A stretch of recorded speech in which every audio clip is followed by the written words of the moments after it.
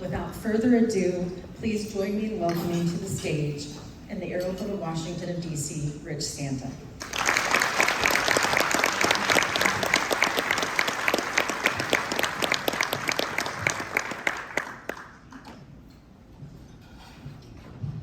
Jenna, thank you for that warm introduction, and thank you for having me here today. Being able to speak here is an honor. The Aero Club's mission is to foster and promote interest in the principles and development of aeronautics and to extend honors and hospitalities to eminent airmen and women. What a humbling experience this is. Following Secretary Buttigieg last month and Senator Cantwell prior to that, it's a humbling experience when I think upon the influence of the Aero Club and its members. And I want to acknowledge you for what you do to make the U.S. aviation the best in the world. Let me introduce myself. I am a NATCA president, I'm an air traffic controller, I am a private pilot, and an aircraft owner. I was hired in 1997 to train at the New York Trade Con. After a year, I certified and became a certified professional controller. Subsequently, I transferred to Washington Center. That's important for today's conversation because when you enter into a new facility, you're not a certified professional controller, you're a certified professional controller in training. You must still train on the maps, the frequencies, the airspace, the procedures, and the traffic at that new facility. There's no guarantee how long it will take, or even if you're ultimately successful. As NATCA's president, I am particularly attuned to the aviation safety professionals and how what we do represents and the effects on the flying public. Everything starts with people, everything. NATCA is a labor union, and one of our missions is to further the public's interests in safe and efficient transportation. This mission was ultimately tested by the COVID-19 pandemic. As essential workers, even during the pandemic, our members were required to work in facilities where social distancing was unable due to the close contact of our facilities' positions and the requirements of our needs. NATCA and the FAA swiftly worked to make decisions and create new procedures to protect the aviation safety professionals so they can ensure the continuation of safe and efficient operations of the National Airspace System. NATCA members are proud. We're proud of the work that we did during this difficult time. Our members have been responsible for the safe and effective delivery of PPE throughout the pandemic and helped deliver millions of vaccination dosages throughout the country and internationally. Unfortunately, as traffic cratered at the start of the pandemic, we were able to work with industry and with Congress on ways to protect the airlines workforce with payroll support programs and to restore the Airport and Airways Trust Fund, which was decimated by the downturn in traffic due to the pandemic.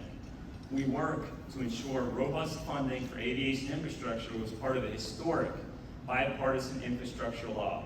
But now, we must all ensure that NATCA is involved in the infrastructure implementation. As air traffic has returned to pre-pandemic levels and the importance of restoring our national economic engine, our members continue to maintain the safe and efficient operation of the system.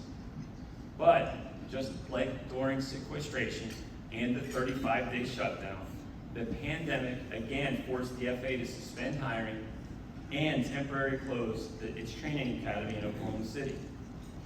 This has negatively affected staffing. And as I said before, it all starts with people. In 2011, or 10 years ago, there were 11,750 certified professional controllers in the facilities, and additional trainees yielding over 15,000 air traffic controllers on board. But by the beginning of 2022, there were more than 1,000 less certified professional controllers and more than 1,500 less on board throughout our facilities, a number that has declined for the past 11 years. With the introduction of new technology and new entrants into the NAS, we should have 1,000 more controllers than 11 years ago, not 1,000 less. To help illustrate this issue about how staffing and how it affects the system, I would use the example of Jacksonville Air Route Traffic Control Center. It handles airspace covering Florida, Georgia, Alabama, South Carolina, North Carolina, Atlantic Ocean portions of that, and the Gulf of Mexico. If you fly on the East Coast, if you come close to Florida, you're affected by this facility. The situation I'm about to describe epitomizes staffing across the country. These next few passages are essential in understanding our staffing issues. The Air Traffic Organization and NATCA have jointly agreed to numbers, good numbers, at Jacksonville Center, and that staffing target is 275 certified professional controllers. However, as of last month, July 20th, there are 205 certified professional controllers at that facility, 70 less than our agreed upon staffing target number. In contrast, in the FAA's current controller workforce plan, FAA Finance reports a staffing range from that facility from 235 to 287, and they're reporting 240 controllers on board. That includes trainees, making it appear like it's right within FAA Finance's staffing range. As of last week, there are 50 trainees at Jacksonville Center who may or may not ever become fully certified there.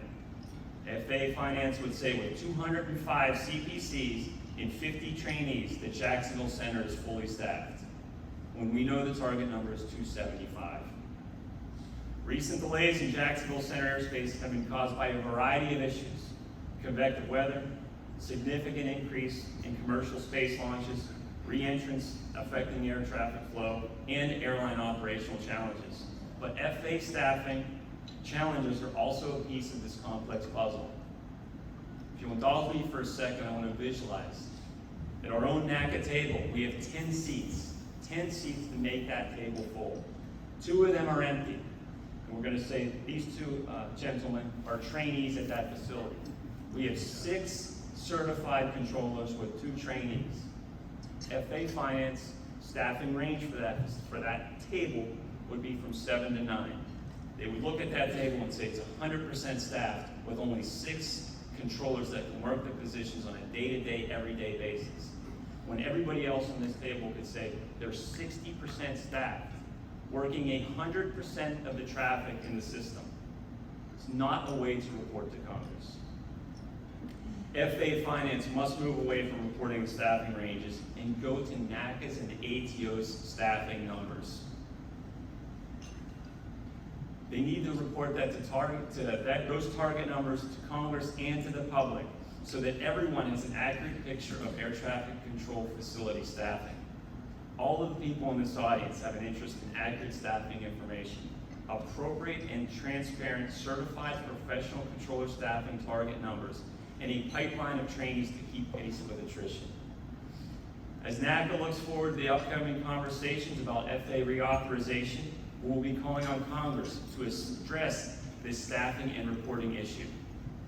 We will also be seeking robust funding levels for all of FAA budget areas, particularly operations and facilities and equipment. As always, we will continue to be involved on issues that affect new technology and infrastructure. We will be focused on new entrants into the NAS, including advanced air mobility and UAS, and how they affect air traffic operations and our membership. It is imperative that NAC is an integral part of discussions concerning the introduction of new entrants into the existing NAS in a safe manner. NAC will not be an impediment. We want to help. We want to help introduce these new entrants rather than we want to insist to help keep a safe and efficient operation.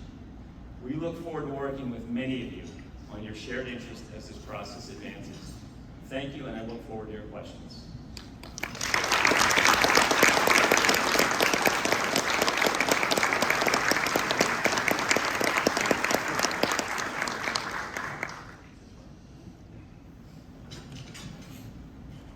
Well, I would like to take the opportunity to ask the first question, if I may.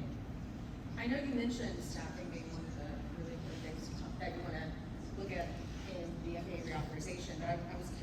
about some of your other priorities. I know there's a lot going on, and staffing is obviously number one for you for FAA Reauth, but what are maybe one or two other things that you'll be looking at? Thanks, Janet. If you don't mind, I'll go through sort of a three-pronged approach, what we're going to be asking for as a priority. And it will deal with staffing primarily because it's a huge focus, not only for us, but for the entire industry. The Controller Workforce Plan must provide Congress with complete, accurate staffing information. That's essential, it's vital. As of right now, we'll be asking Congress to require the FAA to report for each facility three things: a current attrition rate for our controllers that are going to be leaving, a number of CPCs that's accurate to only certified professional controllers, so we can understand what the facility's footprint and what the optics are at that facility.